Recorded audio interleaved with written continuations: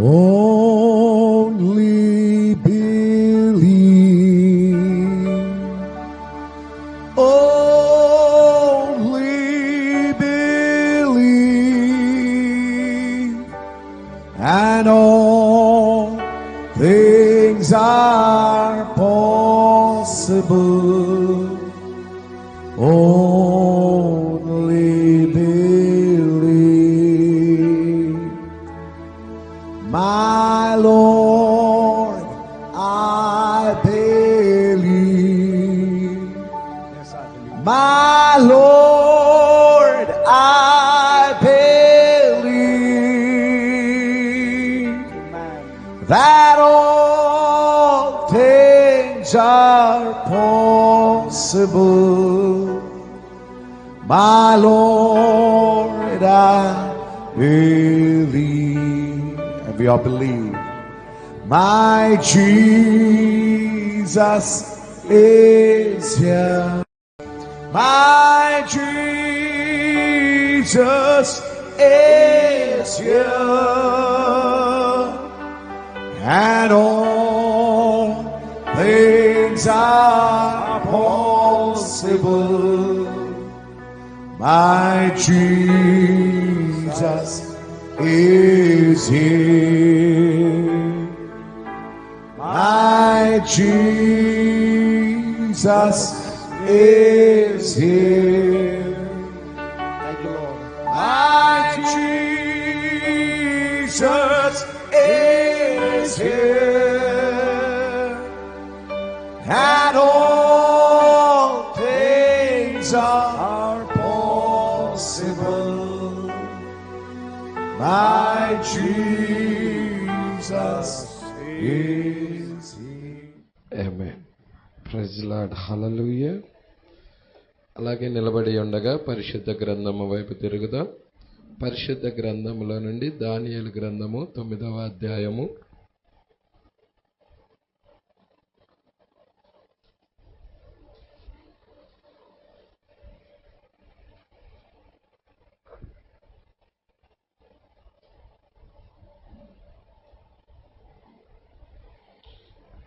దానియేలు గ్రంథము 9వ అధ్యాయము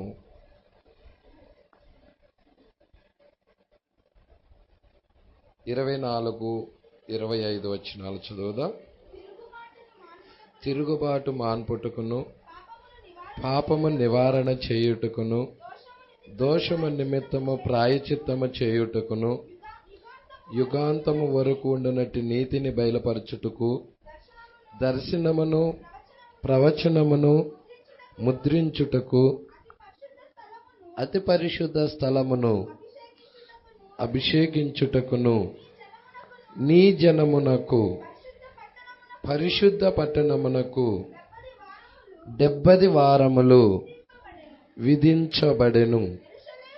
యెరూషలేమును మరలా కట్టించవచ్చునని ఆజ్ఞ బయలుదేరిన సమయము మొదలుకొని అభిషక్తుడగు అధిపతి వచ్చు వరకు 7 వారములు పట్టునని స్పష్టముగా గ్రహించుము.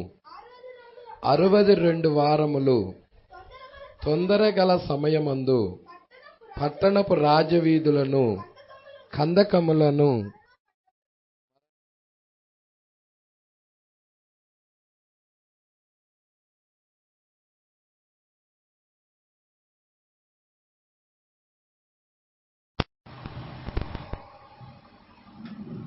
ప్రార్థన చేసుకుందాం.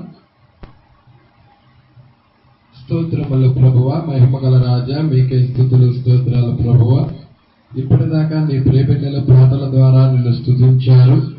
చప్పట్లు కొట్టుచు, వాయిద్యాలు వాయించుచు, కంఠస్వరాల ద్వారా నీకు మహిమను తెచ్చారు ప్రభువా. అతి ప్రాముఖ్యమైన సమయంలోనికి ఇప్పుడు మేము వచ్చి ఉండగా ప్రభువా, మీరే మాతో మాట్లాడమని అడుగుచున్నాము. నీ జీవపు రొట్టెని విరిచి మాకివ్వండి ప్రభువా. ఈ దానియేలు 70 వారంలో ఉన్న సంగతులు మేము గ్రహించడానికి ఇష్టపడుచున్నాము. మేము మా హృదయాలను భూమిని దున్నుకొని ఇక్కడ ఉన్నాము ప్రభువా. మెత్తని సారవంతమైన భూమిగా దీనిని సిద్ధపరుచుకొని ఉండగా ప్రభువా, నీ వాక్యం అనే విత్తనాలు ఈ భూమిలో వేయండి ప్రభువా. నిశ్చయముగా అవి ఫలించును గాక, నూరంతలుగా ఫలించును గాక. నీ కృప దయచేయమని అడుగుచున్నాము ప్రభువా. ఇక్కడున్న ప్రతి వ్యక్తిని మీరు దర్శించమని అడుగుచున్నాము. ఎందుకంటే పలుకబడిన మాటే మూల విత్తనమై ఉన్నది ప్రభువా. ఆ వాక్యము యొద్దకు మేము సమీపిస్తూ ఉండగా నీ వెలుగు మమ్మల్ని దర్శించును గాక, నీ జీవం మమ్మల్ని దర్శించును గాక, నీ అభిషేకం మా అందరి మీద ఉండును గాక. ఆత్మీయ వాతావరణము కలగజేయండి ప్రభువా. కనబడని చీకటాత్మలన్నిటినీ స్థలము నుండి గద్దించండి. మీరే మాట్లాడండి, ప్రతి వ్యక్తితో మాట్లాడండి ప్రభువా. ఇక్కడ ఉన్న ప్రతి వ్యక్తిని మీరు నన్ను స్పందించమని అడుగుచున్నాము, కదిలించమని అడుగుచున్నాము. వారి జీవితాల్లో కార్యరూపము జరిగించమని అడుగుచున్నాము. సర్వోన్నతుని యొక్క శక్తి ఇక్కడ కదిలాడునుగాక ప్రభువా. సహాయం దయచేయమని, మీరే మహిమ ఘనత ప్రభావాలు పొందుకోమని నజరేయుడైన యేసుక్రీస్తు నామములో ప్రార్థన చేసి అడిగి వేడుకొనిచున్నాము. ఆమేన్. కూర్చుందాం. కొంచెం తగ్గించింది.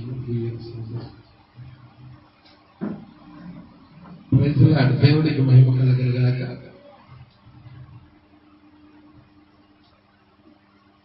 హల్లెలూయా.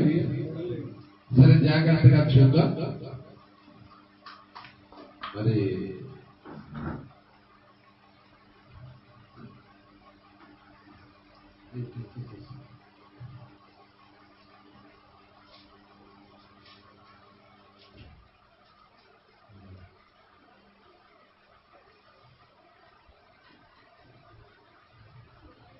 చాలా జాగ్రత్తగా గమనిద్దాం.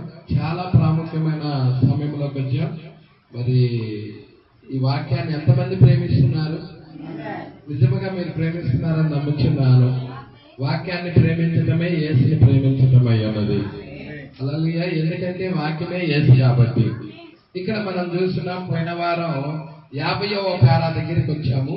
మరి 50వ పేరా నుండి ఈ రోజు మనం 50వ పేరా వరకు చదువుకున్నాము. 51 నుండి మనం చూడాలి. దేవుడికి మహిమ కలుగును గాక. హల్లెలూయా. ఇక్కడ మనం చూస్తే 50వ పేరా మరలా నేను కొంచెం ఒక పేరానే బ్యాక్ వెళ్తున్నాను మీకు కంటిన్యూషన్ చేయడం కొరకు. మరి జాగ్రత్తగా మీరు గమనించండి. ఎక్కువసేపు నేను ఇక్కడ మనం ఉంచును. ఒక అర్ధగంటే, మరి మళ్ళీ సాయంకాలం కూడుకున్నది కాబట్టి ఒక అర్ధగంటే మరి కాన్సన్ట్రేషన్ తో వినాలని నేను కోరుకుంటా ఉన్నాను. ఈ దానియేలు 70 వారాలు అనేవి చాలా ప్రాముఖ్యమైన అధ్యాయాలై ఉన్నాయి. చాలా మర్మములతో కూడిన అధ్యాయాలై ఉన్నాయి. ఇవి ఈ దానియేలు గ్రంథం అనేది సామాన్యమైన గ్రంథము కాదు. ఇది జ్ఞానులకు, మరి పెద్ద పెద్ద విద్యావంతులకు, జ్ఞానులకు, మేధావులకు ఈ సంగతులన్నీ మరుగుపరిచేశాడు. ఎవరికి బయలుపరుస్తున్నాడయ్యా అంటే, మీరు చూసినట్లయితే దాన్ని ఎవరికి బయలుపరుస్తున్నాడంటే, మనం చూసినామని నేర్చుకునే పసిబాలులకు. ఎవరైతే నేర్చుకోవటానికి ఇష్టపడుతున్నారో, ఎవరైతే లోబడటానికి ఇష్టపడుతున్నారో వాళ్ళకి దీనిని బయలుపరచడానికి ఇష్టపడుతున్నాడు దేవుడు.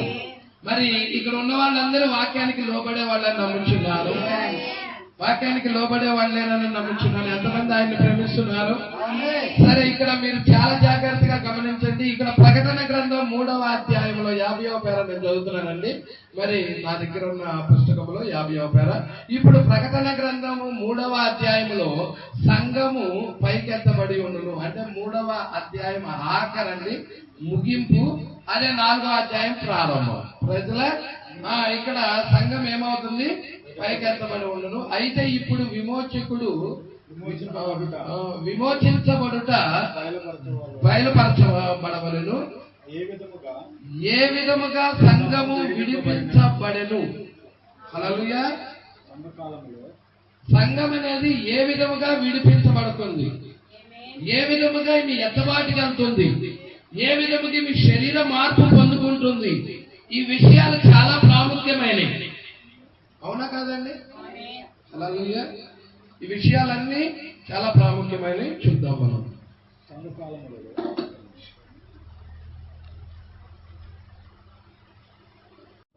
హల్లెలూయా.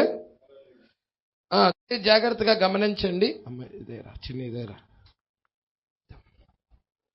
సంఘకాలములలో ఏమి సంభవించినదన్నా బయలుపాటు. అంటే ఇప్పుడు చాలా మందికి ఈ సంఘకాలాల గురించి ఏం తెలియవు. సంఘకాలాల గురించి యేసుక్రీస్తు దేవుడమ్మ, యేసుక్రీస్తు రక్షించాడు, యేసుక్రీస్తు ప్రాణం పెట్టాడు, యేసుక్రీస్తు మిమ్మల్ని స్వస్థపరుస్తాడు, మీకు దేవుడి సన్నిధికి వస్తే మీ కుటుంబాలకి ఏదో మేలు జరుగుతుంది, మిమ్మల్ని దీవిస్తాడు, రెండమ్మ సంఘాలకి అని చెప్పి చాలా మంది సంఘాలని నింపేస్తా ఉంటారు. బయట జరుగుతున్న విషయాలు ఇవి. హల్లెలూయా. యాక్చువల్ గా దేవుడు మరి భూమి మీదకి వచ్చింది దేని కొరకయ్యా అంటే పడిపోయిన మానవుడిని విమోచించటానికి. ప్రజలారా, పడిపోయిన మానవుడిని విమోచించటానికి యేసయ్య భూమి మీదకి వచ్చాడు. మీరు చూడండి, నశించిన దానిని వెదికి రక్షించుటకు మనుష్య కుమారుడు ఈ లోకానికి వచ్చెను. అవునా? యాక్చువల్ గా మానవ జాతి యావత్తు మరణంలోకి వెళ్ళినప్పుడు మరణము నుండి విడిపించటానికి వచ్చాడు. హల్లెలూయా. ఇప్పుడు క్రైస్తవుడు సంఘములకి ఒక విశ్వాస సంఘం దగ్గరికి వెళ్ళినప్పుడు ఏం నేర్చుకోవాలయ్యా అంటే ఇక్కడ సంఘంలో సంఘ కాలాల గురించి నేర్చుకోవాలి. హల్లెలూయా. అయ్యా మేము 30 సంవత్సరాల నుంచి వెళ్తున్నాము, 20 సంవత్సరాల నుంచి సంఘానికి వెళ్తున్నాము, అసలు సంఘ కాలాలేంటో కూడా తెలియదయ్యా మాకు. ఉన్నారు అట్లాంటి వాళ్ళు? నిజం. సంఘ కాలాలు మాట్లాడరు. సంఘ కాలాల్లో ఏం జరుగుతున్నదో దాని ప్రస్తావన తేరు. ప్రజలారా, దాని ప్రస్తావన నువ్వు తేవాలంటే దానియేలు గ్రంథము నీకు అర్థం అవ్వాలి. ప్రజలారా, దానియేలు గ్రంథము కనుక నీకు అర్థమైందనుకో సంఘ కాలాల యొక్క ప్రస్తావన కూడా నీకు అర్థమవుతుంది. ఎందుకంటే దానియేలు గ్రంథానికి లింక్ ఉంది దీని నుంచి.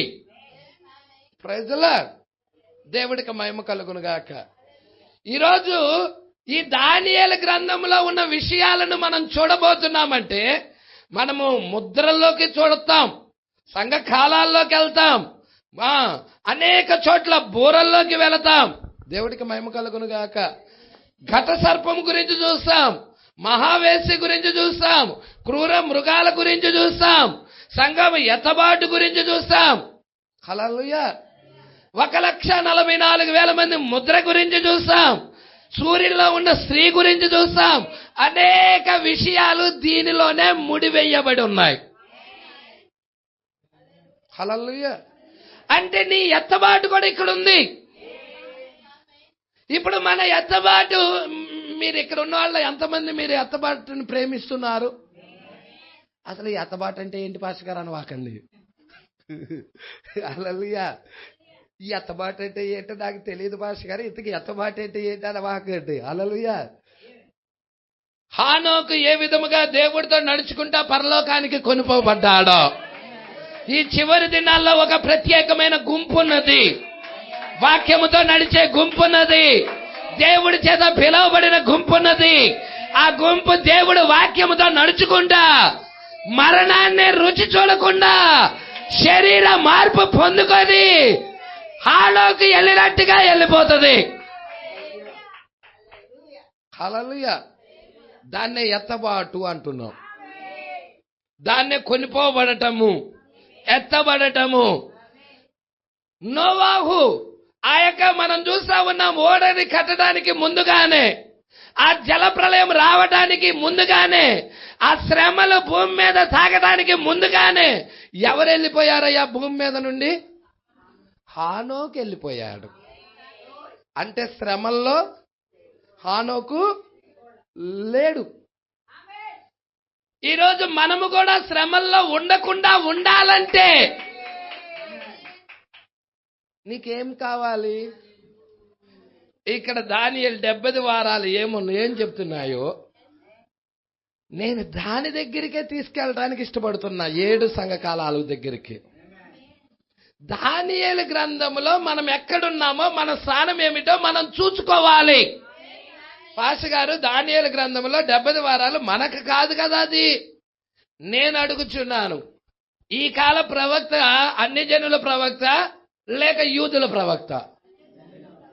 అన్ని జనుల ప్రవక్తేనా? మరి అన్ని జనుల ప్రవక్త అయిన విలియం మ్యారిన్ బ్రనహాం గారు దానియేలు 70 వారాలు బోధించాడా లేదా? బోధించినట్లయితే అది యూదులకని మనకి కాదని నువ్వు ఎలా చెప్తున్నావు? హల్లెలూయా. మనకి కాని విషయాలు మనకు బోధించాడంటావా ఇతను? హల్లెలూయా. అంటే యూదులకి జరిగే విషయాలు, ఆ యూదుల దగ్గరికి వెళ్ళే విషయాలు వాళ్ళకి సంబంధించినవి, మనకు సంబంధించకుండా ఉన్నటిని ఈయన బోధించాడంటావా? నో, అలా కాదు సహోదరుడా. హల్లెలూయా. ఇప్పుడు అన్యజనుల యొక్క ప్రణాళిక ఏంటి అనేది నువ్వు అర్థం చేసుకోవాలి. ఈ 2000 సంవత్సరాల పీరియడ్ ఉంది అన్ని జనులకి. 2000 సంవత్సరాల పీరియడ్ మొత్తము కూడా అన్ని జనులతోనే దేవుడు వ్యవహరిస్తున్నాడు. యూదులతో 4000 సంవత్సరాలు వ్యవహరించాడు, అన్ని జనులతో 2000 సంవత్సరాలు వ్యవహరించాడు. ఇప్పుడు యూదుల యొక్క అంతం వచ్చినప్పుడు మెస్సియా రంగం మీదకి వచ్చాడు. ఇప్పుడు అన్ని జనుల యొక్క అంతం వచ్చినప్పుడు కూడా మెస్సియా రంగం మీదకి వచ్చాడు. అక్కడ మనిషి కుమారుడు వచ్చాడు మొదటి రాకడలో, ఇక్కడ రెండవ రాకడలో మనిషి కుమారుడు వచ్చాడు. ప్రజల హల్లెలూయా. సరే, ఇక్కడ కొన్ని విషయాలు చూద్దాం. అమ్మ మీరు చూస్తారా? 50వ పేర నేను ఇదే చూస్తున్నాను. సంఘము, ఇక్కడ ఏమంటున్నాడో చూసారా? సంఘము బ్రాకెట్ లో వధువు పెట్టాడు. సంఘము శ్రమల్లోకి వెళ్తుంది, వధువు మాత్రం శ్రమల్లోకి వెళ్ళదు. హల్లెలూయా. వధువు వెళ్ళిపోయి, ఇప్పుడు వధువు ఎన్నో అధ్యాయంలో ఎత్తబడుతుంది? ప్రకటన గ్రంథం 4వ అధ్యాయంలో ఎత్తబడుతుంది. అంటే 1, 2, 3 అధ్యాయాలు ఏంటి? 7 సంఘకాలాలు. ఈ 7 సంఘకాలాలు ఎవరికి ఇవ్వబడ్డాయి? అన్యజనులకు ఇవ్వబడ్డాయి. ప్రజల అన్యజనుల కాలములు సంపూర్తి అగు వరకు ఎన్ని కాలాలు ఉన్నాయి అన్యజనులకి? 7 సంఘకాలాలు ఉన్నాయి. 7 సంఘకాలాలు సంపూర్తి అగు వరకు యెరూషలేము అన్యజనుల చేత త్రొక్కబడును. ప్రజల సంగమా, పట్టుకుంటున్నావా? పట్టుకుంటున్నారా? అన్యజనుల కాలములు అంటున్నాడు. ఇప్పుడు అన్యజనుల కాలాల గురించి ఇక్కడ మనకు తెలియాలా వద్దా? తెలియాలా వద్దా అండి? ఇప్పుడు అన్యజనుల కాలముల గురించి మనం తెలుసుకోవాలి. ప్రజల దేవుడికి మహిమ కలుగును గాక.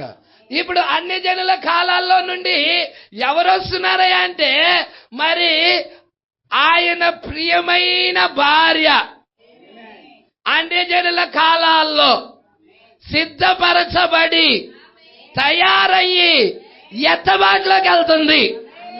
ఆ ప్రణాళిక కొత్త నిబంధనలోనే కాదు, ఆది కాండము నుండి కూడా బైబిల్ అంతటిలో రాసుకుంటా వస్తున్నాడు.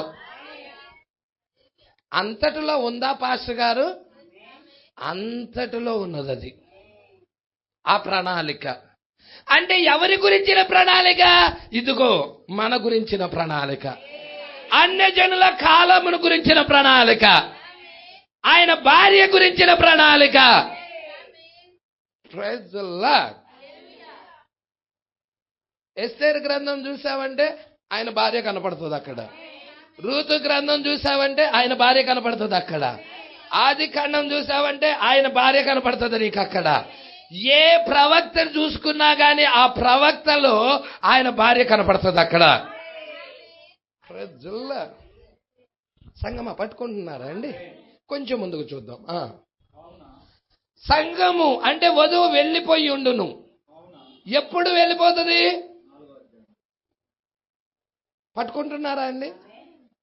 యూదులకి ఎప్పుడైతే సువార్త వెళ్ళిపోతుందో, మోషే ఏలియాలు ఎప్పుడైతే యూదుల దగ్గరికి 1,44,000 మంది దగ్గరికి వచ్చారో భూమి మీద ఏమి ఉండదు. ప్రవక్త ఇలా చెప్పాడు. ఏమంటున్నాడంటే మొదటి ముద్రలో యూదులు రోముతో ఒప్పందం చేసుకుంటారు. ఆ ఒప్పందం ఈ అన్యజనుల్లో ఉన్న వధువు చూడదు. అప్పటికే ఎత్తబాటు అయిపోయింది. అంటే చివరి గుర్తేంటి? ఒప్పందం అయి ఉన్నది. మరి చాలా మంది యూట్యూబ్లో యూదులకి ఒప్పందాన్ని సిద్ధమైందని పెట్టేస్తా ఉన్నారు ప్రజల. అంటే ఏం జరుగుతుందంటే దగ్గరలోకి వచ్చింది మన ఎత్తబాటు, సమీపాన వచ్చింది మన ఎత్తబాటు. హల్లెలూయా. ఆ దినము సమీపించే కొలది, ఆ దినము సమీపించే కొలది. ఏ దినం ఆ దినం? హల్లెలూయా. ఇంకా మనం దగ్గరగా జీవించాలి. ఇంకా మనం దేవుడికి ఇష్టానుసారుడైన జీవితం ఇవ్వాలి. మనము ఆ దినము సమీపిస్తా ఉన్నది. ఎత్తబాటు అనేది సమీపిస్తా ఉన్నది. ఎప్పుడైతే ఎత్తబాటు సమీపిస్తుందో మనము వెళ్ళిపోయే గడియలు దగ్గరలోకి వచ్చినాయి అని. హల్లెలూయా. అంటే మనం సజీవముగా మార్పు చెందుతాం. మనము మార్పు చెందుతాం. హల్లెలూయా. అంటే మార్పు కలగజేస్తుంది ఏంటి అంటే ఈ వర్తమానం. ఈ వర్తమానం నీ జీవితాన్ని మారుస్తుంది. నీలో ఉన్న ఆలోచనలు మారుస్తుంది. నీ స్వభావాన్ని మారుస్తుంది. నీ ఆశయాలను మారుస్తుంది. ఒకప్పుడు నువ్వు లోక సంబంధమైన ఆశయాలు చేశావు, కానీ వర్తమానం వచ్చిన తర్వాత నీ ఆశయాలన్నీ మారిపోయినాయి. హల్లెలూయా. నీ ఆలోచనలన్నీ మారిపోయినాయి. లోకంలో ఉన్న వారి ఆలోచనలు ఎలాగుంటాయి అంటే వారి ఆలోచనలన్నీ చెడిపోయిన ఆలోచనలు. ఏంటి భాష గారు అంటే చెప్పవాక భాష గారు అనవాకండి. ఎందుకంటే బైబిల్ చెబుతున్న మాటే. నోవాహు దినాలలో ఏం జరిగిందమ్మా? మనుషులు తమ మార్గములను చెరిపి వేసుకొనిరి, తమ ఆలోచనలను పాడు చేసుకొనిరి. చెడ్డది. నరుడు యొక్క తలంపు ఎల్లప్పుడూ చెడ్డది. ఊహ అంత చెడ్డది. కాబట్టి మనము దేవుడి మీద ఆధారపడాలి. మనము భక్తి మీద ఆధారపడాలి. ప్రజల సరే ఇక్కడ చూద్దాం. సంఘము వధువు వెళ్ళిపోయి ఉండును కావున ఆయన 5వ అధ్యాయములో దేవుడికి మహిమ కలుగును గాక. అంటే సంఘము 5వ అధ్యాయములో 4వ అధ్యాయంలో వెళ్ళిపోతే 5వ అధ్యాయంలో ఆయన ఏం చూపిస్తున్నాడంట? నా డౌట్ ఏంటయ్యా అంటే, నా ప్రశ్న ఏంటయ్యా అంటే, ఈమె 3వ అధ్యాయం ఆఖరిలో 4వ అధ్యాయంలో సంఘం ఎత్తబడుతుంది. మరి సంఘం 4వ అధ్యాయంలో ఎత్తబడుతుంటే 5వ అధ్యాయంలో ఎవరికి చూపిస్తున్నాడంటావు? ఏంటి ప్రకటన గ్రంథం 5వ అధ్యాయం? మీరు చూస్తే సంఘకాలాలకు ముద్రలకు మధ్యనున్న ఎడమాది. అవునా కదండి? ప్రవక్త దాని మీద ఒక వర్తమానమే చెప్పాడు. సంఘకాలాలకి ముద్రలకు మధ్యనున్న ఎడమ అని టైటిల్ పెట్టి అల్లా చెప్పాడు. ప్రజల 7 ముద్రల పుస్తకాల్లో ఉంటుంది అది. ప్రజల మరి ఇప్పుడు 4వ అధ్యాయంలో మేము వెళ్ళిపోయిందని చెప్తున్నాం. మరి 5వ అధ్యాయంలో ఆయన ఎవరికి బోధిస్తున్నాడు? ఎవరి గురించి మాట్లాడుతున్నాడు? అది ఎవరికి సంబంధించినది? అది విమోచన ప్రణాళిక. హల్లెలూయా. అది విమోచన ప్రణాళిక 5వ అధ్యాయం.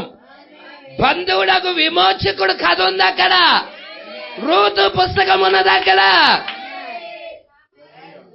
ఇర్మియా పుస్తకం ఉన్నది అక్కడ. ప్రజల్లా సంగమా పట్టుకుంటున్నారా? వెంబడిస్తున్నారా? ఎక్కడన్నా మధ్యలో బ్రేకులు కొడితే చెప్పండి. బ్రేకులు ఎవరికి పడతలేదు కదా. హల్లెలూయా. చూద్దాం.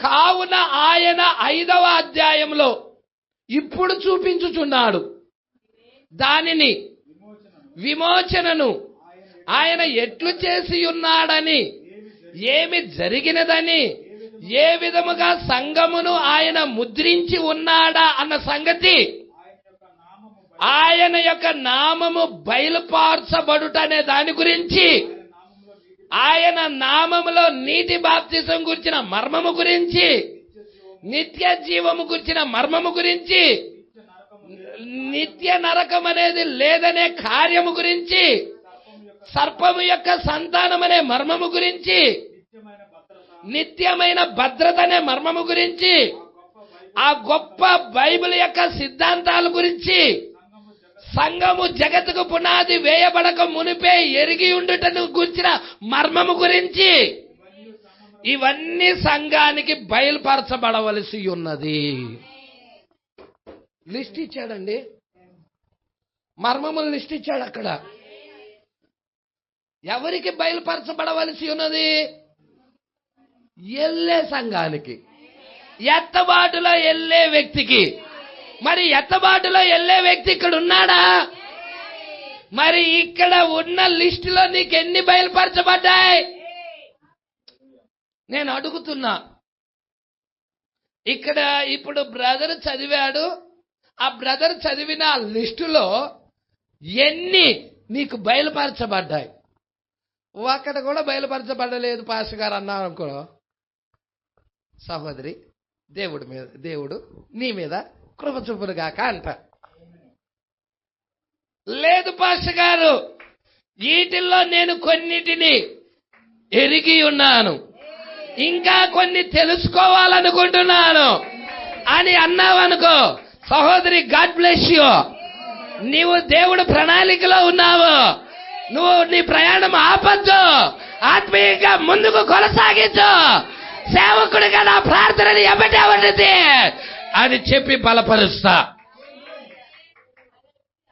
Praise the lord. దేవుడికి మహిమ కలుగునుగాక. ఇది ఎవరికి ఈ దానియేలు యొక్క 70 వారాలు? ఎవరికండి ఇది? ఎవరికి? యూదులకు. భాష గారు, యూదులకైతే ఈ కాల ప్రవక్త ఎందుకు బోధించాడు? ఏడేమైనా యూదులు ఉన్నారా ఏంటి? నువ్వేమైనా యూదుడువా ఏంటి? నో, మనమంతా అన్ని జనులం. హల్లెలూయా. ఇక్కడ ఉన్న వాళ్ళందరూ కూడా అన్ని జనులే. ఇజ్రాయేలీలు ఒక్కళ్ళు కూడా లేరేడా? ఉన్నారా ఏంటి? ఇజ్రాయెల్ అంటే అబ్రాహాము నుండి పుట్టినోళ్ళు. Praise the lord. మనమందరం యేసుక్రీస్తు ద్వారా పుట్టిన వాళ్ళం, వాక్యం ద్వారా పుట్టిన వాళ్ళం. మనం ఒకప్పుడు చెట్లకో పుట్టలకో రాళ్లకో రప్పలకో ఆటికి ఇటికి మొక్కుతూ సత్యం అనేది ఏంటో తెలియక, హల్లెలూయా, ఉంటున్నప్పుడు ఆయన అమూల్యమైన కృప, ఆయన అమూల్యమైన ప్రేమ, ఆ జాలి నీ మీద కనపరిచి, సహోదరుడా ఇదిగో మార్గం అని వాక్యం గురించిన బయలుపాటించి, ఆయన రక్తము ద్వారా నిన్ను కడిగి నిన్ను పరిశుద్ధపరిచి, ఆయన జ్ఞానము గురించిన అనుభవ జ్ఞానము నీకు ఇస్తున్నాడు, వాక్యము గురించిన ప్రత్యక్షత నీకు ఇస్తున్నాడు. ప్రజలు, ఇది అందరికి కాదు. ఎంతో మంది అన్ని జనులు ఉన్నారు, ఎన్నో సంఘాలు ఉన్నాయి, ఎన్నో ప్రార్థనలు జరుగుతున్నాయి. అయినా అందరికీ కాదు. ఆయన భార్య ఉన్నది, ఆయన వధువు ఉన్నది. ఈ మర్మాలు ఎరగాలని ఆసక్తి కలిగి ఉన్నామే, వాక్యంతో నడవాలని ఆసక్తి కలిగి ఉన్నామే. ఉన్నదా ఇక్కడ? నేను నమ్ముచున్నా ఉన్నదనే. ప్రజల ఎత్తబడే వాళ్ళు ఉన్నారంటవా? ఇక్కడ ఉన్నదా? ఆమెకే ఈ వర్తమానం. హల్లెలూయా. మరి దానియేలు 70 వారాలు మీకోసమే. హల్లెలూయా. ఎన్ని సంవత్సరాల నుంచి కూడా నేను ఈ గ్రంథము జోలి వెళ్ళలేదు. ఎందుకో దేవుడు ఈ దానియేలు 70 వారాల గురించిన ప్రేరేపణ ఇచ్చాడు, సంఘముతో పంచుకోమని. దేవుడికి మహిమ కలుగును గాక. మరి దాన్ని గురించిన రెవల్యూషన్ మరి ఈ యొక్క మధ్యాహ్న కాల సమయంలో మీకు ఇస్తున్నాడంటే, హల్లెలూయా. ఏ విధముగా మధ్యాహ్న కాల సమయంలో అబ్రహాము గుడారాన్ని మనిషి కుమారుడు దర్శించాడో, అదే విధముగా ఇప్పుడు ఈ మధ్యాహ్న కాల సమయంలో కూడా అదే మనుష్య కుమారుడు అబ్రహాం రాజసంతానమైన ఈమె గుడారాన్ని కూడా దర్శించును గాక.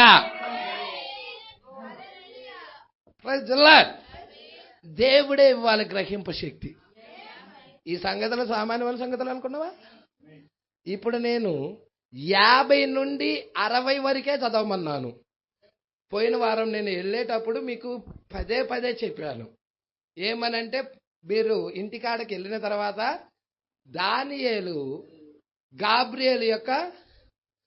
దానియేలును దర్శించుటకు దానియేలుకు గాబ్రియేలు యొక్క సూచనలు 50వ పేరా నుండి 60వ పేరా దాకా చదవమన్నాను. మీకు అక్కడ సంఘకాలాలు కనపడతాయి అన్నాను. చదివిన వాళ్ళు ఎవరైనా ఉన్నారా? చేతులు ఎత్తండి. ఒకటి పర్వాలేదు, చదివిన వాళ్ళు చేతులు ఎత్తండి. ఇది నేను చెప్పా 50వ పేరా నుండి 60వ పేరా వరకు. ప్రైజ్లా నాకు బయట ఎవరు కనపడుతున్నారా? బయట ఎవరైనా ఉన్నారా ఎత్తిన వాళ్ళు? పర్వాలేదు, సిగ్గుపడవాకండి, చేతులు ఎత్తండి చదివిన వారు. నేనైతే 1కి 3-4 తడవలు చదివాను దాన్ని. ప్రభువా ఏదో ఉంది దాంట్లో, దాని గురించిన రెవల్యూషన్ నేను పొందుకోవటానికి ఇష్టపడుతున్నానని. ఆ వాక్యము రాయబడి ఉన్నది. దాని గురించిన బయలుపాటు నీకు లేకపోతే రాయబడింది చదువుకుంటే వెళ్ళిపోతావు, ఉపయోగం ఉండదు. ప్రత్యక్షత రావాలి. రాయబడిన వాక్యము ప్రత్యక్షత దేవుడు ఇవ్వాలి. దేవుడు ఇవ్వందే ఆ లేఖనం అక్కడే ఉంటుంది. నువ్వు చదువుకుంటే దాటుకుంటే వెళ్ళిపోతా ఉంటావు. హల్లెలూయా. ఆ లేఖనాన్ని చదువుతావు కూడా. మీకు ఒకటి చెప్పమంటారా? యేసుక్రీస్తు సిలువ వేయబడినప్పుడు యూదులు అక్కడ 22వ కీర్తన పాడుతున్నారు. యేసుక్రీస్తు అక్కడ సిలువ వేయబడుతున్నాడు. అవునా? నా దేవా నా దేవా నా చేయలా విడిచితివని. హల్లెలూయా. ఆయన వస్త్రాలు పంచుకోవటం గురించి, ఆయన దప్పికొనటం గురించి, అన్నీ ఆయన సిలువలో ఆ కార్యాలు నెరవేర్పు చేస్తుంటే వీళ్ళందరూ ఆలయంలో అక్కడే అయ్యే పాడుతూ ఉన్నారు. వాళ్ళకి ఆ లేఖనము గురించిన బయలుపాటు లేదు, కానీ చదువుతున్నారు లేఖనం. ఈరోజు చాలా మంది వర్తమానము గురించిన బయలుపాటు లేకుండా చదువుతున్నారు. ఆ వర్తమానము లేచి శరీరం అవుతుంది, రక్త మాంసాలు అవుతుంది, కొంతమందిలో కార్యరూపము దాలుస్తుంది. ఆ వ్యక్తులను మనం ఎరగాలి. నువ్వు వర్తమానం చదువుకుంటా వెళ్తావు, అక్కడ వాళ్ళు చదువుతున్నారు యూదులు. ప్రజల వాళ్ళు బైబిలే చదువుతున్నారు, నువ్వు చదువుతున్నావు. కానీ దాని గురించిన రెవల్యూషన్ ఉందా? దాని గురించిన ప్రత్యక్షత ఉందా?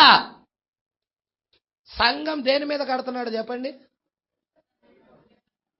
బండ మీద కడుతున్నాడు. పాతాళ లోకములు దాని ఎదుట నిలవనేడా అన్నాడు. ఆ బండ ఏంటి? ప్రత్యక్షత అన్న బండ. ఇప్పుడు ఈ వాక్యం రాయబడి ఉంది. ప్రవక్త రాశాడు, ప్రవక్త పలికాడు, రాశాడు. ఇప్పుడు ఆ వాక్యం రాయబడిన వాక్యములో ప్రత్యక్షత ఉంది. ఆ ప్రత్యక్షతను ఎంతమంది పట్టుకుంటున్నారు?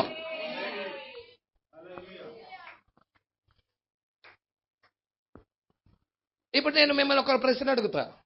పాషి గారు ప్రవక్త బోధించాడు కదా, ఆ ప్రత్యక్షత దొరకదా అందరికీ అంటే దొరకదు. దేవుడు ఎవరికైతే దానిని బయలుపరచ అనుగ్రహిస్తున్నాడో వారికే ఆ ప్రత్యక్షత దొరికిద్దే. అది ముందు నిర్ణయం మీద ఆధారపడి ఉన్నది. ఇంకొకటి, ప్రత్యక్షత అంటే ఎవరివ్వాలంటే పాస్టర్ ఇచ్చేది కాదు. పాస్టర్ ఇవ్వడా? ఇవ్వలేడు. ప్రత్యక్షత ఎవరిచ్చేదంటే దేవుడిచ్చేది అయి ఉన్నది. మీకు కావాలంటే రిఫరెన్స్ చూపిస్తా. ప్రజల ప్రకటన గ్రంథం 1వ అధ్యాయం 1వ వచనం. ప్రత్యక్షత ఎవరిస్తున్నారంటే దేవుడే ఇవ్వాలి. 2 చోట్ల చూపిస్తా. మత్తయి సువార్త 16వ అధ్యాయము ఎన్నో వచనమ్మా?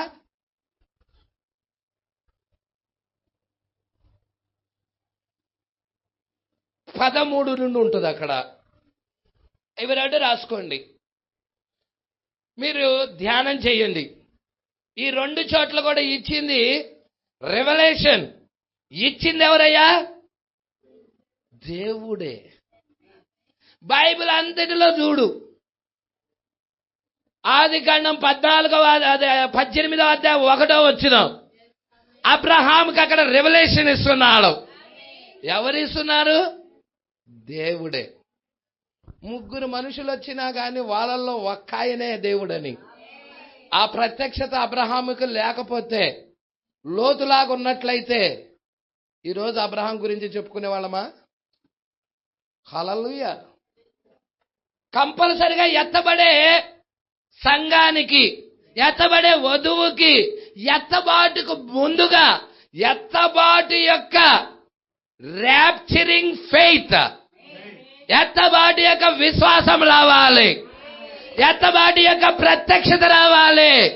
మరి మనమందరం ఎత్తబాటు గురించి ఆలోచిస్తున్నాం. మరి ఎత్తబాటు యొక్క ప్రత్యక్షత పొందుకున్నామా?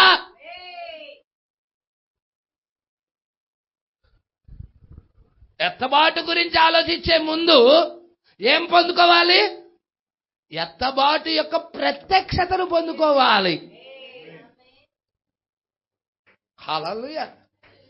ఎత్తబాటు యొక్క ప్రత్యక్షత లేకుండా ఆ వ్యక్తి ఎత్తబాటులో వెళ్ళలేడు. Praise the lord. సంగమా పట్టుకుంటున్నారా? ఎంతమంది పట్టుకుంటున్నారు? ఇంతగా ప్రత్యక్షత ఇచ్చేది ఎవరు? దేవుడు.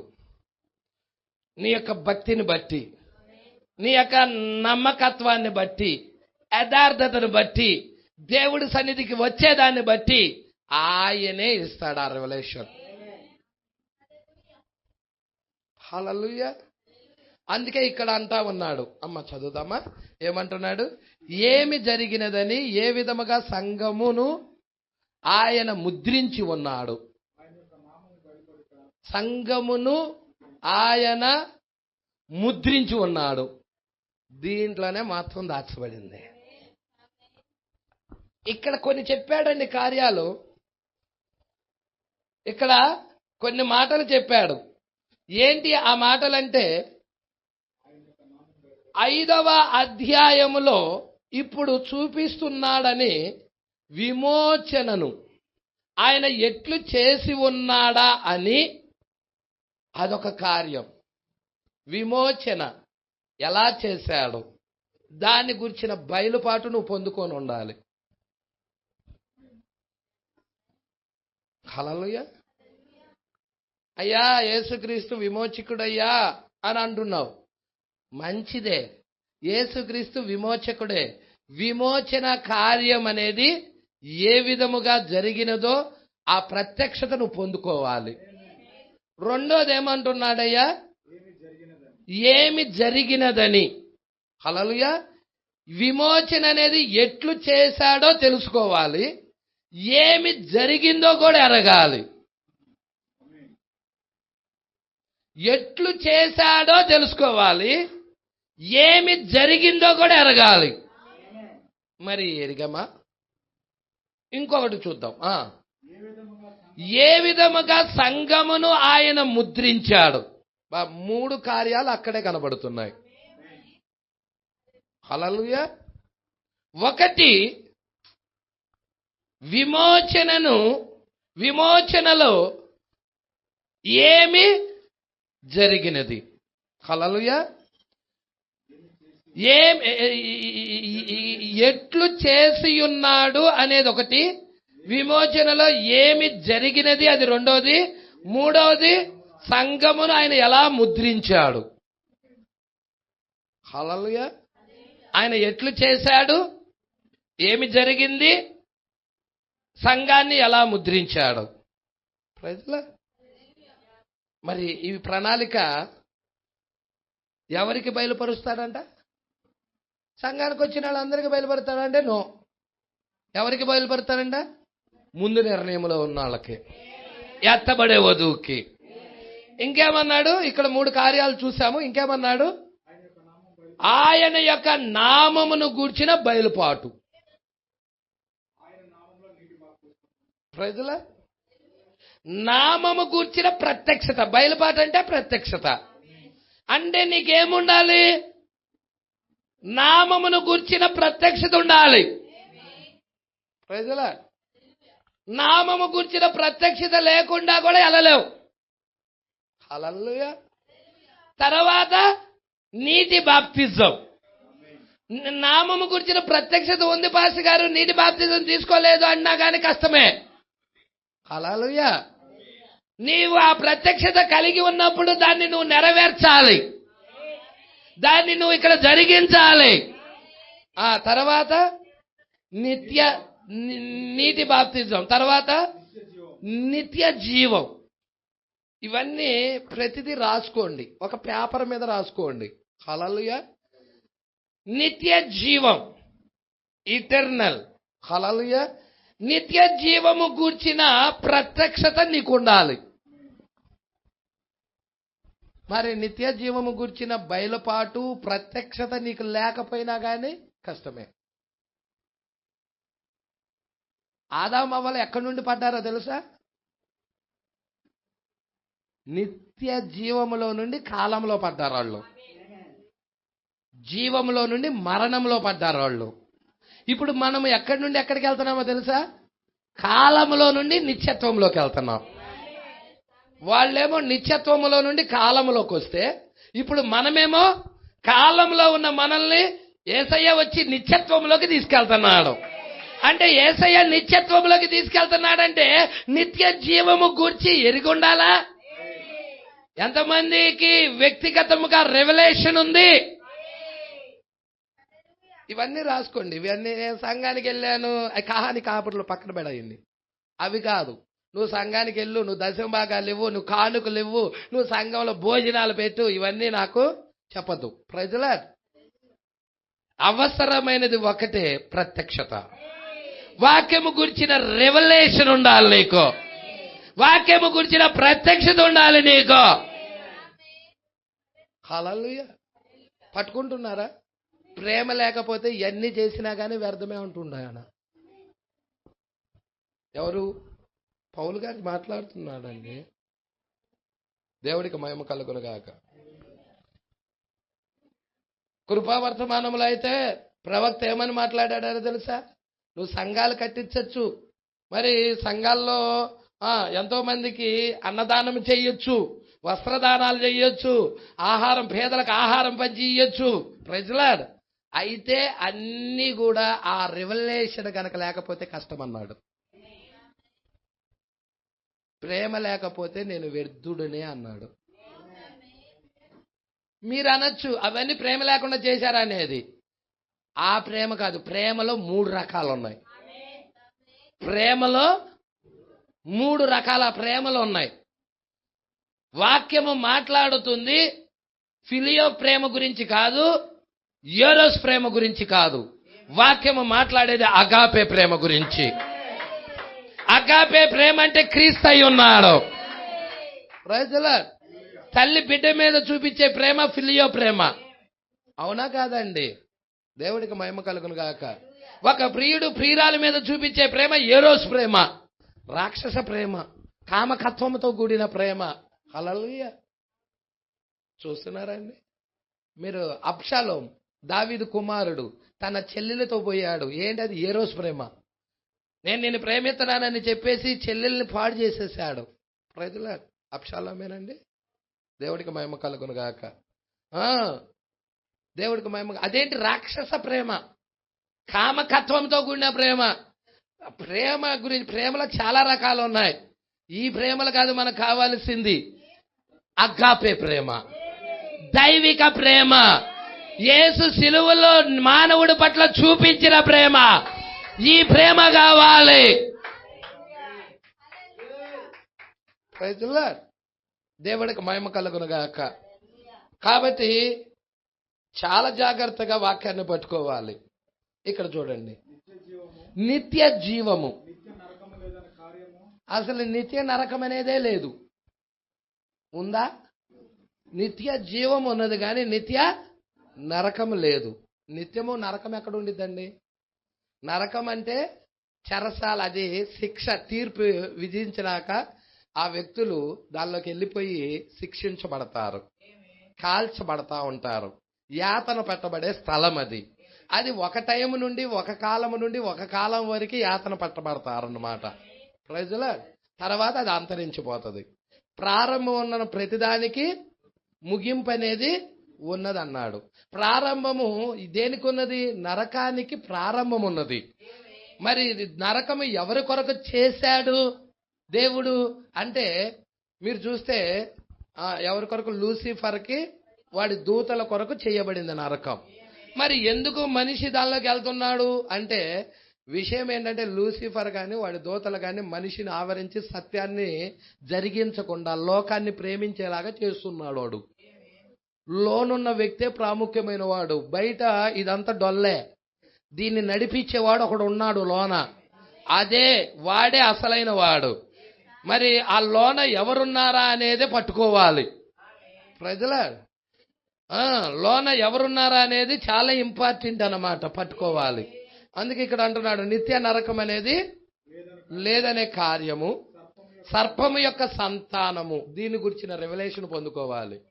సర్ప సంతానము గురించి ఎంతమందికి తెలుసు? సర్ప సంతానము గురించి ప్రజల. నిత్య జీవము గురించి ఎంతమందికి తెలుసు? నీటి బాప్తిజం గురించి ఎంతమందికి తెలుసు? నామము గురించిన ప్రత్యక్షత ఎంతమందికి తెలుసు? ఇవన్నీ ఇక్కడ రాయబడ్డాయి. ఇంకా నిత్య భద్రత, నిత్యమైన భద్రత. పరిశుద్ధాత్మను కనుక ఒక వ్యక్తి పొందుకున్నాడంటే అతడు నిత్య భద్రతలో ఉన్నాడు.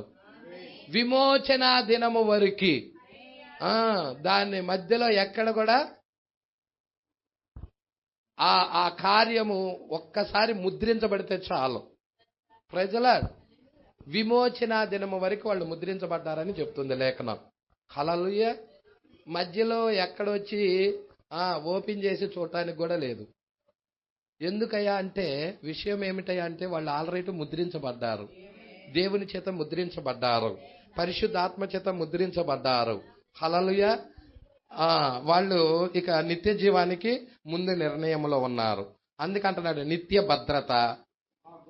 ఆ గొప్ప బైబులు సిద్ధాంతాలు, బైబుల్లో ఉన్న కార్యాలు.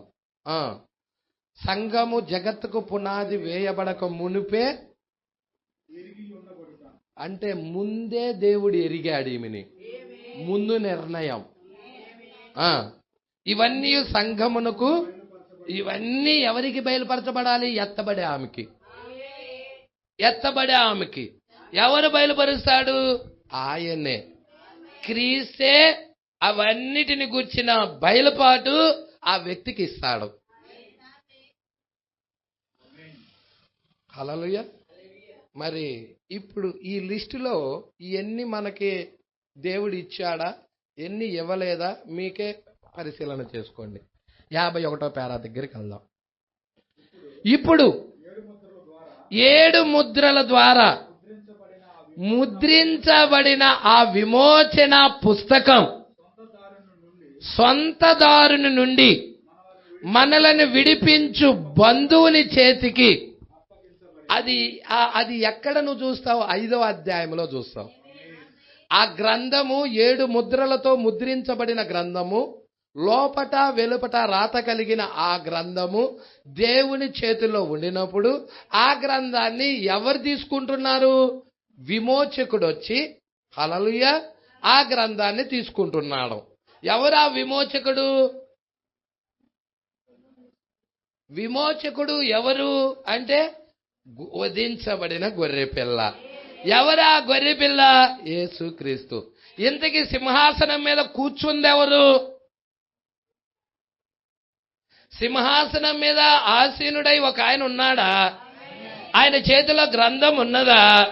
ఇంతకీ ఆయన ఎవరు? ఆయన ఎవరో కాదు, దేవుడే. అంటే యేసుక్రీస్తు వేరు, దేవుడు వేరా?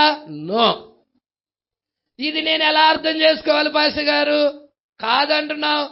మరి సింహాసనంలో ఉన్నదెవరు? ఆ కుర్చీలో ఉన్నదెవరు? ఆయన దగ్గర నుంచి గ్రంథం తీసుకున్నదెవరు? హల్లెలూయా. మరి అదే మర్మం. దేవుడికి మహిమ కలుగును. మర్మం అంటున్నావు పాస్ గారు, దాని గురించిన బయలుపాటు ఎలా తెలుసుకునేది? దేవుడికి మహిమ కలుగును గాక. మీరు చూడండి, చాలా జాగ్రత్తగా పట్టుకోండి. ప్రవక్త ఒక్క అర్థం అవటానికి ఒక్క స్టోరీ చెప్పాడు. హల్లెలూయా. తన పాప స్కూల్కి వెళ్తుంది. ప్రవక్త యొక్క కూతురు స్కూల్కి వెళ్తా ఉన్నది. స్కూల్కి వెళుతున్నప్పుడు స్కూల్లో మరి ఒక నాటకశాల జరుగుతుంది. హల్లెలూయా. ఆ నాటకశాలలో ఒక వ్యక్తి 3 లేక 4 పాత్రలు పోషిస్తా ఉన్నాడు. ఒక్క వ్యక్తే పాత్ర పోషించబడుతూ ఒక పాత్రని ముందుకు వచ్చి ఆ పాత్రను పోషించి ఆ పాత్రను నటించిన తర్వాత, ఆ పాత్ర అంతా అయిపోయిన తర్వాత ఆయన రెండవ పాత్రలోకి వెళ్లే ముందుగా ఈయన ఏం చేసేవాడంటే అట్ట వెనక్కి వెళ్ళేవాడు. తెర వెనక భాగంలోకి వెళ్ళేవాడు. తన రూపాన్ని మార్చేవాడు. తర్వాత తెరకు ముందుకొచ్చేవాడు. ఆ పాత్ర పోషించేవాడు. ఓ దేవుడికి మహిమ కలుగును గాక. ఎంతమంది అర్థం చేసుకున్నారు? హల్లెలూయా. ఇదే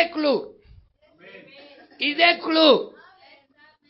దీనికంటే మీకు ఇంకా అర్థమయ్యే విధముగా దేవుడే ఇచ్చునుగాక. హల్లెలూయా. మీరు జాగ్రత్తగా పట్టుకుంటున్నారనుకుంటున్నాను. ఆ సింహాసనంలో ఉన్నది యేసయ్యే. ఆ సింహాసనంలో నుండి బయటికి వచ్చింది యేసయ్యే. ఆ గ్రంథాన్ని పట్టుకున్నది యేసయ్యే. ఆ విమోచకుడు పాత్ర పోషిస్తుంది యేసయ్యే. ఆ మధ్యవర్తిత్వం జరిగిస్తుంది యేసయ్యే. ఆ ప్రత్యక్షత నీకు ఇస్తుంది యేసయ్యే. పట్టుకుంటున్నారా? హల్లెలూయా. వధించబడింది ఆయనే, చంపబడింది ఆయనే, సింహాసనం మీద ఉన్నది ఆయనే. నాకేం అర్థం కావట్లేదు పాష గారు. నీకు అర్థం కాకపోతే నేను చేసేది ఏమి లేదు, దేవుణ్ణి అడుగు. నేనేం చేసేది లేదు, దేవుణ్ణి మాత్రం అడుగు. ఆయన నీకు కృప చూపితే నీకేమైనా బయలుపాటు ఇచ్చునేమో. నాకైతే దాని గురించిన క్లారిటీ ఉంది. హల్లెలూయా. అందుకే ప్రవక్త ఒక తన స్కూల్లో, ఆ యొక్క కుమార్తె యొక్క స్కూల్లో జరిగిన ఒక నాటకం, షేక్స్పియర్ నాటకమో ఏదో ఒక నాటకంలో ఒక వ్యక్తి 4 పాత్రలు పోషించేటప్పుడు, ఒక 4 లేక 5 పాత్రలు పోషించేటప్పుడల్లా ప్రతి పాత్ర పోషించే ముందుగా ఆయన వెనక భాగానికి వెళ్ళేవాడు. తెర వెనక్కి వెళ్ళేవాడు. తన పాత్ర రూపం మార్చుకునేవాడు, డ్రెస్ మార్చుకునేవాడు. తెర ముందుకొచ్చి ఆ పాత్ర పోషించేవాడు. మరలా ఆ పాత్ర అయిపోగానే వెనక్కి వెళ్ళేవాడు. ఇంకొక పాత్ర పోషించడానికి ఇంకొక రూపం ధరించుకునేవాడు. ఒకే వ్యక్తి మరలా ముందుకొచ్చేవాడు, ఆ పాత్ర పోషించేవాడు. Praise the lord. అలాగే ఇక్కడ కూడా మనం చూస్తా ఉన్నాం, యేసయ్య అనేక పాత్రలు పోషిస్తున్నాడు. హల్లెలూయా.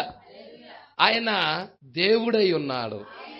ఆయన దేవుని కుమారుడై ఉన్నాడు. ఆయన మధ్యవర్తి అయి ఉన్నాడు. హల్లెలూయా. ఆయన వధించబడిన గొర్రె పిల్లై ఉన్నాడు. ఆయన విమోచకుడై ఉన్నాడు. ఆయన దావీదు కుమారుడై ఉన్నాడు. ఆయన దేవుని కుమారుడై ఉన్నాడు. ఆయన మనుష్య కుమారుడై ఉన్నాడు. ఆయన అబ్రహాము కుమారుడై ఉన్నాడు. సువార్తల్లో ఆయనకి 4 బిరుదులు ఉన్నాయి. Praise the lord. పట్టుకుంటున్నారా అండి? హల్లెలూయా. అందుకే ఇక్కడ అంటున్నాడు, 7 ముద్రల ద్వారా ముద్రించబడిన ఆ విమోచన పుస్తకము సొంతదారుని దగ్గర ఉంది. హల్లెలూయా. మీరు చూస్తే ఆ విమోచన పుస్తకాన్ని దేవుడు ఆదాముకిచ్చాడు. Praise the lord. ఆదాము ఎప్పుడైతే పాపము చేశాడో, అవ్వ ఆదాములు పాపము చేశారో, ఆ విమోచన గ్రంథం అనేది అపవాది చేతుల్లోకి వెళ్ళలేదు కానీ తిరిగి అసలు యజమానుడైన దేవుని హస్తాల్లోకే వెళ్ళినది అది. ఎందుకంటే అపవాది మలినమైన వాడు, అపవిత్రమైన వాడు, అబద్ధానికి జనకుడు వాడు, ప్రతి మురికికి కూడా వాడే. Praise the lord. పట్టుకుంటున్నారా? ప్రతి నీచ కార్యానికి దేవుడికి మహిమ కలుగునుగాక. మీకు తెలుసా, అసత్యం అంటే ఏదో కాదు, సత్యాన్ని వంకర చేయటమే అసత్యం. అంతే కదండి. సత్యాన్ని వంకర చేయటమే సత్యం. హల్లెలూయా. మరి ఇక్కడ మీరు చూడండి, స్వంత దారుని నుండి మనలను విడిపించు బంధువు చేతికి అప్పగించబడను. ఇప్పుడు ఆయన పాత్ర ఏంటి చెప్పండి? యేసుక్రీస్తు నీ దేవుడు. ఓకేనా? యేసుక్రీస్తు దేవుడని నమ్ముచున్నారా? దేవుడేనా? యేసుక్రీస్తు ఇప్పుడు రెండవ పాత్ర ఏంటయ్యా అంటే విమోచకుడు. హల్లెలూయా. విమోచించాలి. ఎవరిని విమోచించాలి? పడిపోయిన వారిని విమోచించాలి. పడిపోయిన ఆదాము సంతానాన్ని విమోచించడానికి విమోచకుడుగా యేసయ్య ఉన్నాడు.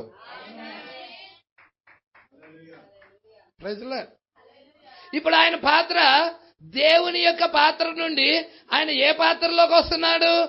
ఆ పాత్రను విడిచిపెట్టేసి విమోచకుడు పాత్రలోకి వస్తున్నాడు. విమోచకుడు. అందుకే సొంతదారుని దగ్గర నుండి, ఆ గ్రంథము అసలైన యజమానుడి దగ్గర నుండి మనలను విడిపించు బంధువు చేతికి అప్పగించబడెను. ఇప్పుడు ఈ బంధువు గురించి నీకు తెలియాలంటే నువ్వు రూతు పుస్తకాన్ని తీసుకోవాలి.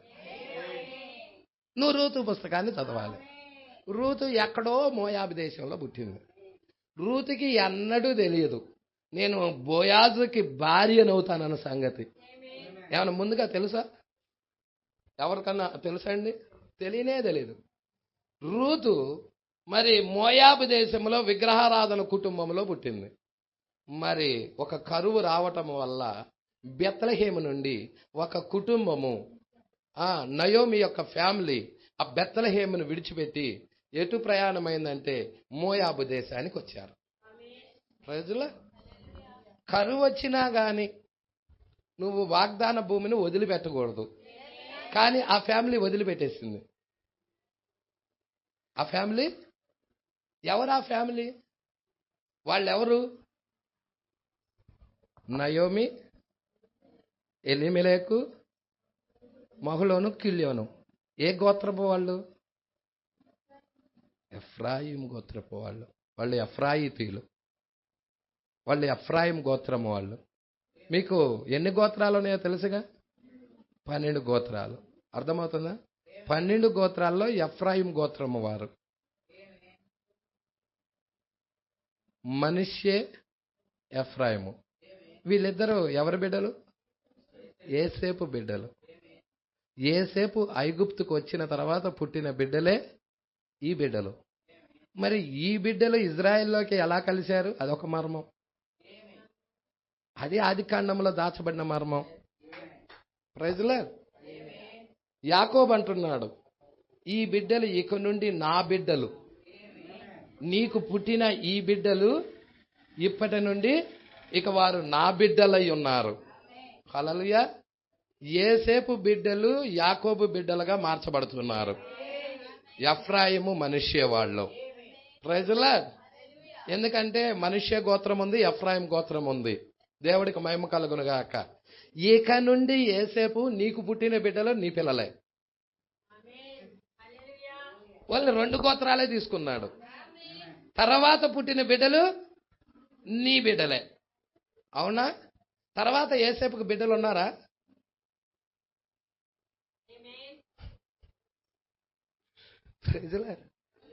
మీకు ఐగుప్తు దేశంలోకి వెళ్ళిన తర్వాత యేసేపుకు పుట్టిన బిడ్డలు ఎవరయ్యా అంటే మనష్షే, ఎఫ్రాయిము. 2 పేర్లు రాయబడ్డాయి. తర్వాత బిడ్డలు ఉన్నారా? లేరా? యేసేపుకి పిల్లలు లేరా? ఉన్నారు కానీ రాయబడలా. ఉన్నారు కానీ రాయబడలా. యేసేపు గోత్రం ఎక్కడి వచ్చింది? బిడ్డలు లేకుండా గోత్రం ఎక్కడి నుండి వచ్చింది? వంశావళిలే ఎక్కడి నుండి వస్తుంది? ఎందుకని నేను ఒకటి చెప్తాను, చాలా జాగ్రత్తగా గమనించండి. వంశావళిలో పేరు ఉండాలంటే అతనికి బిడ్డలు ఉండాలి. బిడ్డలు ఉండాలా వద్దండి? ఇప్పుడు ఆదాము కొడుకు ఎవరు? ఆదాము కుమారుడు ఎవరండి? హేబేలు. అవునా? ఆదాము కుమారుడు హేబేలేగా. మరి హేబేలు పేరు ఎందుకు రాయలేదు? వంశావళి చదివారా మీరు? వంశావళి, ఆదాము వంశావళి చదివితే హేబెల్ ఆదాము కుమారుడే, 100% నిజమే. అయినా ఎందుకు రాయలేదు? పిల్లలు లేరు. Praise lord. మరి యోసేపు గోత్రం రాయబడింది. మీరు కావాలంటే చూడండి, యోసేపు గోత్రంలో నుండి ఎంతమంది వచ్చారు? 12,000 మంది వచ్చారు. అన్ని గోత్రాల్లో నుండి 1,44,000 మంది. యోసేపు గోత్రంలో నుండి 12 బిడ్డలు లేకుండా 12,000 మంది వస్తారా? Praise lord. మీకు కావాలండి, మనం ఇందాక ప్రకటన గ్రంథం 7వ అధ్యాయము పోయిన వారం చూసాం. మనం ఆ గోత్రాల లిస్ట్ అంతా చదివాం. వాళ్ళ యోసేపు గోత్రం కూడా ఉంది అక్కడ. అవునా? ఉందా లేదా? 12,000 మంది దానిలో నుంచి వస్తున్నారా లేదా? మరి వాళ్ళ వంశావళి ఎక్కడ రాయబడలేదే? Praise lord. ఇవన్నీ మర్మాలు. దేవుడికి మహిమ కలుగును గాక. సరే, కొంచెం ముందుకు చూద్దాం. ఇప్పుడు ఆయన పాత్ర మీరు పట్టుకోవాలి, దేవుడి పాత్ర మీరు పట్టుకోవాలి. హల్లెలూయా. కొందరు ఇలా అంటారు, ఆ లూసిఫర్ అనే ఆయన్ని లేకుండా చేసినట్టయితే అవ్వ పడిపోయేదే కాదు, ఈరోజు మనకి శ్రమలు వచ్చేయే కావు, ఈ శోధనలు ఉండేయే కావు, ఈరోజు వాళ్ళకి మరణం ఉండేదే కాదు, ఆ లూసిఫర్ అనే ఆయన కలగజేయకుండా ఉంటే బాగుండేది కదా అనుకుంటారు చాలా మంది. హల్లెలూయా. కొంతమందికి అలాంటి డౌట్లు వస్తూ ఉంటాయి. హల్లెలూయా.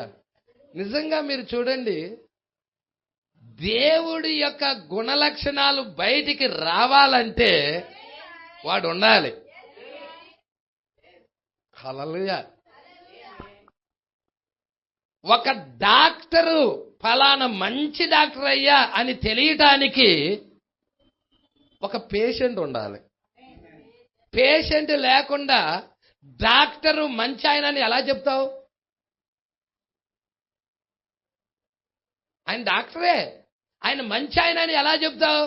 ఒక పేషెంట్ ఉంటే ఆ పేషెంట్ని ఆ వైద్యం చేసి నయం చేసినప్పుడు ఫలానా ఆయన మంచి డాక్టర్ అయ్యా అని నువ్వు 10 మందికి చెప్తా ఉంటావు. అవునా కదా? అదే విధానంలో మనం చూస్తా ఉన్నాం. ఇప్పుడు ఆయనలో చాలా లక్షణాలు ఉన్నాయి. విమోచకుడు లక్షణం ఉన్నది. ఇప్పుడే మనం చూసాం. మనలను విడిపించు బంధువు చేతికి ఆ గ్రంథాన్ని అప్పగించాడు. Praise lord. దేవుడికి మహిమ కలుగును గాక. ఇప్పుడు ఆయన సమీప బంధువుడు. ఆ సమీప బంధువుడుగా ఉండాలి అంటే ఎవరైనా కానీ నశించాలిగా, పోగొట్టుకోబడాలిగా. హల్లెలూయా. పట్టుకుంటున్నారా? రక్షకుడు, ఆయన రక్షకుడు ఉండాలంటే నశించిన దానిని వెదికి రక్షించే రక్షకుడు ఆయన. హల్లెలూయా. పట్టుకుంటున్నారా? స్వస్థపరచువాడు ఉండాలంటే రోగి ఉండాలిగా. అవునా కదా? పడిపోయిన వ్యక్తి లేకుండా ఆయన ఎలా విమోచించగలడు? ఇప్పుడు ఆయన గుణలక్షణాలు, దేవుడు ఏమై ఉన్నాడో, దేవుడి యొక్క ప్రేమ ఏమై ఉన్నదో ప్రజలు అర్థం చేసుకోవాలంటే హల్లెలూయా అపవాది పాత్ర అపవాది పోషించాలి. దేవుడికి మహిమ కలుగును గాక. వాడి పాత్ర వాడు పోషించాలి. వాడి పాత్ర వాడు పోషించిన తర్వాత అప్పుడు దేవుడు తన బిడ్డలను దగ్గరికి తీస్తూ ఉంటాడు. ఆయన ప్రేమను వ్యక్తపరుస్తూ ఉంటాడు. అందుకే ఇక్కడ అంటున్నాడు, చూడండి, ఇది ఈ వారం సంఘకాలాల్లోకి వెళ్ళలేమండి, ఎందుకంటే చాలా విషయాలు ఉన్నాయి. సొంతదారుడు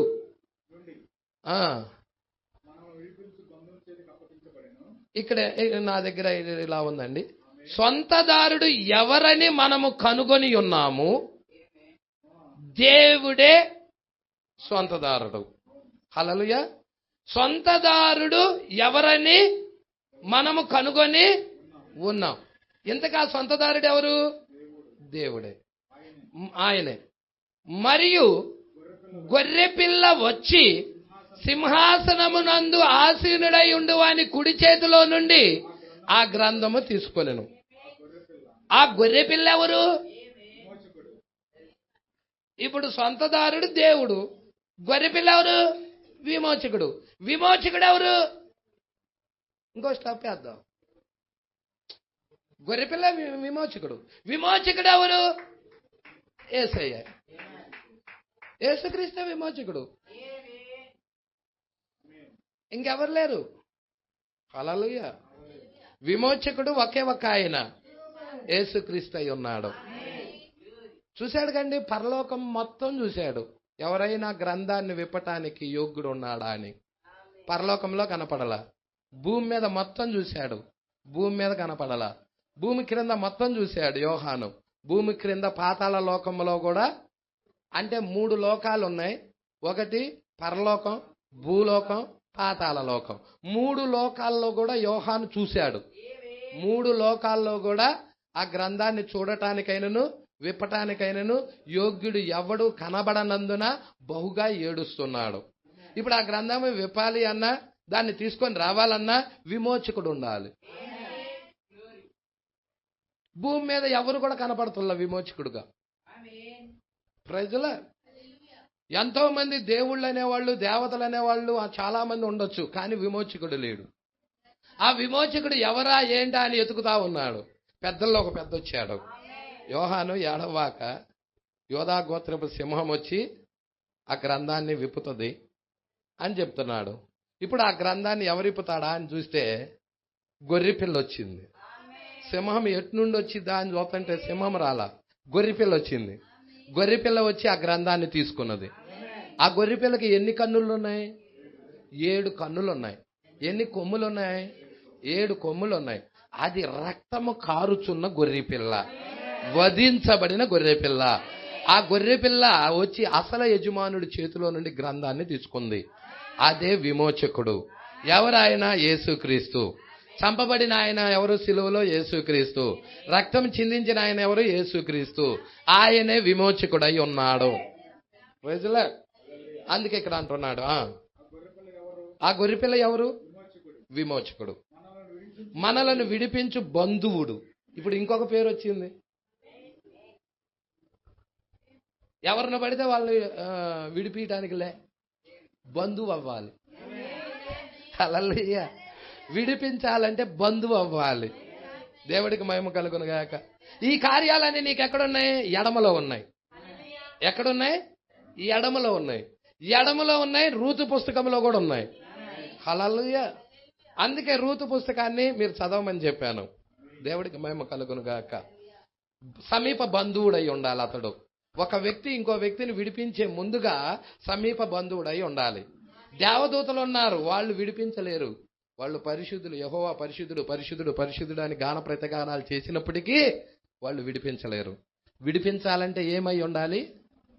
సమీప బంధువుడై ఉండాలి, రక్త సంబంధికుడై ఉండాలి, మనలో ఒకటి వంటి వాడై ఉండాలి, నరుడి యొక్క స్వభావాన్ని ధరించుకున్న వాడై ఉండాలి, మానవుడి యొక్క స్వభావాన్ని ధరించుకున్న వాడై ఉండాలి. అలా మానవుడి యొక్క స్వభావాన్ని ధరించుకొని వచ్చిన ఆయన ఎవరు? ప్రభు అయిన యేసుక్రీస్తు. దేవుడే మానవుడిగా వచ్చాడు. Praise lord. పట్టుకుంటున్నారా అండి? ఈ ప్రణాళిక చూస్తున్నారు, అర్థమవుతుందా మీకు? ఎందుకు రావాల్సి వచ్చింది? పడిపోయిన ఆదాము సంతానాన్ని విడిపించటానికి, విమోచించటానికి, రక్షించటానికి, కాపాడటానికి, నిత్య జీవం ఇవ్వటానికి. మనలను విడిపించు బంధువుడు అతను. ఓన్లీ మనలను మాత్రమే కాదు, సంఘాన్ని కూడా, ఇజ్రాయేల్ ప్రజలను కూడా, అన్యజనుల్లో ఉన్న సంఘాన్ని కూడా, 7 సంఘ కాలాల్లో ఉన్న భక్తులను కూడా విడిపించే విమోచకుడు. ఇప్పుడు ఆయన విమోచకుడై ఉన్నాడు. విమోచకుడు వచ్చాడు. ఎప్పుడు వచ్చాడంటే 63లో వచ్చాడు. 1963లో వచ్చాడు. దేని కొరకు? ఎవరి కొరకైతే ఆయన రక్తము చిందించాడో, హల్లెలూయా, వారిని సొంతము చేసుకోవడానికి, హక్కు పూర్వకముగా పొందుకోవడానికి, వారిని తీసుకెళ్ళటానికి వచ్చాడు. Praise the lord. వారిని తీసుకెళ్ళటానికి వచ్చాడు. రైతులు ఇప్పుడు సంఘాలన్నీ ఏం చూస్తున్నాయో తెలుసా? యేసు రావాలి, విమోచకుడు రావాలి, విమోచకుడు రావాలి, విమోచకుడు రావాలి అని ఎదురు చూస్తున్నాయి. హల్లెలూయా. కానీ విమోచకుడు 63లోనే వచ్చాడు. నీకు ఇక్కడ గ్రహింపు శక్తినిస్తున్నాడు. ఈ వాక్యం గురించిన బయలుపాటిస్తున్నాడు. నువ్వు వాక్యముగా మారితేనే నిన్ను తీసుకెళ్లేది. వాక్యముగా మారకుండా నిన్ను తీసుకెళ్ళలేడు. వాక్యముగా మారాలంటే ఆయన నీకు ఆ గ్రహింపు శక్తినివ్వాలి. దానియేలుకి ఇచ్చినట్లుగా, ప్రభుదూత దానియేలు దగ్గరికి వచ్చినట్టుగా, మనకాల ప్రవక్త దగ్గరికి వచ్చినట్టుగా ఇక్కడ ఉన్న మనకి కూడా ఆ వాక్యము గురించిన రెవల్యూషన్, గ్రహింపు శక్తి ఇవ్వాలి.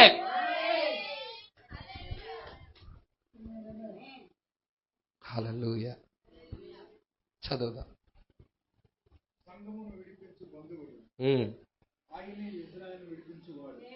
ఆయనే ఇజ్రాయేల్ ప్రజలను కూడా విడిపించేవాడు. ఎంతమంది ప్రేమిస్తున్నారండి? ఇజ్రాయేల్ ప్రజలను కూడా విడిపించేవాడు యేసయ్య. నయోమిని విడిపించాడు, రూతును పెళ్లి చేసుకున్నాడు. బోయాజ్ నయోమి ఆస్తిని, యావద్ ఆస్తిని విడిపించి బోయాజ్ రూతుని, ఇక్కడ రూతు ఉండాలి, నయోమి ఉండాలి. నెక్స్ట్ వారం చూద్దాం. ఏంటి పాస్ గారు మంచి సస్పెన్స్ లో పెట్టారే? ఉండాలి అక్కడ. Praise lord. ఇక్కడ రూతు ఉండాలి, ఇక్కడ నయోమి ఉండాలి, ఇక్కడ బోయాజు ఉండాలి. పిక్చర్ మొత్తం జరిగినదే జరుగుచున్నది. ఒకప్పుడు జరిగినదే ఇప్పుడు జరుగుచున్నది. సూర్యుడు కింద నూతనమైనదంటూ కొత్తదంటూ ఏదియూ లేదు. రూతు గ్రంథం తిరిగి రిపీట్ అయిన దినాలు. సరే, నెక్స్ట్ వారం చూద్దామా? దేవుడు మాటలు దీవించి ఆశీర్వదించును గాక.